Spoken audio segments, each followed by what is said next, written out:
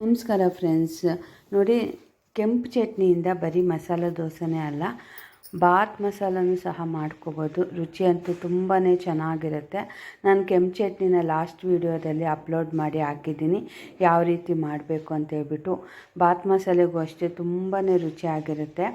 ನಾವು ಪೆಸರಟ್ಟಿಗೆ ಹೇಗೆ ಉಪ್ಮಾ ಮಾಡ್ಕೊತೀವೋ, ಬಾತ್ ಮಸಾಲ ಮಾಡ್ಕೋಬೇಕಾದ್ರೆ ಚಿತ್ರಾನ್ನ ಮಾಡ್ಕೋಬೇಕು. ಮಾಡಿದಂಥ ಕೆಂಪು ಚಟ್ನಿನ ದೋಸೆ ಮೇಲೆ ಸ್ವಲ್ಪ ತುಪ್ಪ ಆದರೂ ಅಥವಾ ಆಯಿಲ್ ಆದರೂ ಹಾಕ್ಬಿಟ್ಟು ಸ್ಪ್ರೆಡ್ ಮಾಡಿಕೊಂಡು ಚಿತ್ರಾನ್ನ ಸೇರಿಸ್ಕೊಂಡು ರೋಸ್ಟಾಗಿ ಕ್ರಿಸ್ಪಿಯಾಗಿ ಮಾಡ್ಕೊಳ್ಳಿ. ಒಳ್ಳೆ ರುಚಿ ಇರುತ್ತೆ, ತುಂಬಾ ಚೆನ್ನಾಗಿರುತ್ತೆ. ಇದಕ್ಕೆ ಬೆಸ್ಟ್ ಕಾಂಬಿನೇಷನ್ ಚಟ್ನಿ ಯಾವುದು ಅಂದರೆ ಕಡಲೆಬೀಜ ಚಟ್ನಿ. ಇದು 3 ಇಂಗ್ರೀಡಿಯೆಂಟ್ಸ್ನ ಯೂಸ್ ಮಾಡ್ಕೊಂಡು ಮಾಡ್ಬೋದಂತ.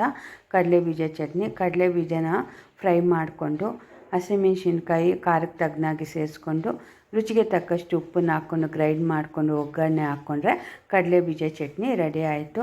ನೋಡಿ, ಬಾತ್ ಮಸಾಲ ಮತ್ತು ಕಡಲೆಬೀಜ ಚಟ್ನಿ ಒಳ್ಳೆ